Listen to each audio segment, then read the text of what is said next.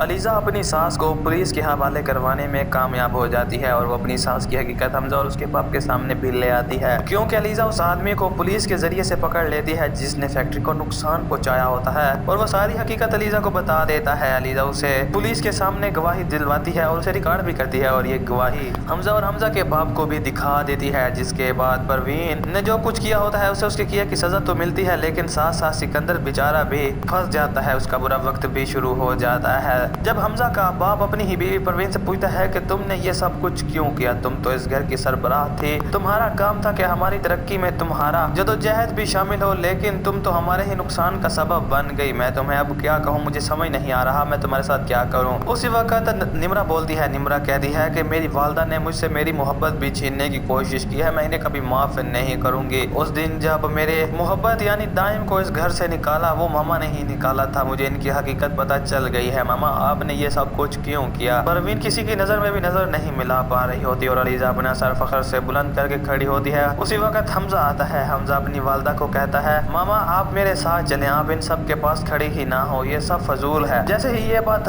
حمزہ سنتا ہے تو حمزہ کہتا ہے، کیا سکندر تمہارا دماغ تو خراب نہیں ہو گیا، یہ تم کیا بول رہے ہو؟ سکندر کہتا ہے، تمہارے ذہن پر تو تمہاری بیوی کے عشق کا بھوت سوار ہے، تمہیں کچھ اور نظر بھی نہیں آ رہا، اور جیسے تمہاری بیوی کہہ رہی ہے تم اس پر یقین کر رہے ہو، تمہاری بیوی میری والدہ پر الزام لگا رہی ہے اور میں اپنی والدہ کو کبھی بھی تمہاری بیوی کے نشانے پر نہیں آنے دوں گا۔ اسی وقت فرید کہتا ہے، ہمارے پاس ثبوت موجود ہیں جو کچھ اس نے کیا ہے۔ سکندر کہتا ہے، آپ سب کے ثبوت مجھے نہیں چاہیے، آپ اپنے ثبوت اپنے پاس رکھیں۔ اسی وقت فرید کہتا ہے، سکندر تم میرے گھر سے چلے جاؤ۔ سکندر کہتا ہے، میں تو اس گھر سے جا ہی رہا ہوں لیکن اپنی والدہ کو بھی ساتھ لے کر جاؤں گا۔ اسی وقت فرید کی بیوی پروین کے ذہن میں آتا ہے کہ اگر وہ اس گھر سے چلی گئی تو اس گھر پر علیزہ راج کرے گی اور میری بیٹی نمرہ بھی اپنی محبت دائم سے شادی کرنے میں کامیاب ہو جائے گی۔ پروین اپنے ہی شوہر کے قدموں میں جا گرتی ہے اور کہتی ہے کہ مجھے معاف کر دو، مجھ سے غلطی ہو گئی، میں لالچ میں آ کر اندھی ہو گئی تھی، مجھے کچھ سمجھ نہیں آیا، جو مجھے اچھا لگا میں نے کر دیا، مجھے معاف کر دیا جائے۔ یہ بات ہم ادھر ہی ختم کر دیتے ہیں، تم لوگ سکندر سے بھی ناراض مت ہو، سکندر میرا بیٹا ہے، وہ میری سائڈ لے رہا ہے، اس کی وجہ سے اسے آپ لوگوں کی باتیں بری لگ رہی ہیں۔ لیکن حمزہ کہتا ہے، نہیں، سکندر نے ہر بار ہمارے ساتھ اچھا نہیں کیا، ہم سکندر پر اس بار اعتبار نہیں کریں گے اور نہ ہی آپ پر، مجھے آپ پر یہ امید نہیں تھی کہ آپ اپنی اولاد کے بارے میں یہ سب کچھ کر سکتے۔ حمزہ کا دل اپنی والدہ سے چل جاتا ہے اور وہ کہتا ہے کہ آپ لوگ جا سکتے ہیں،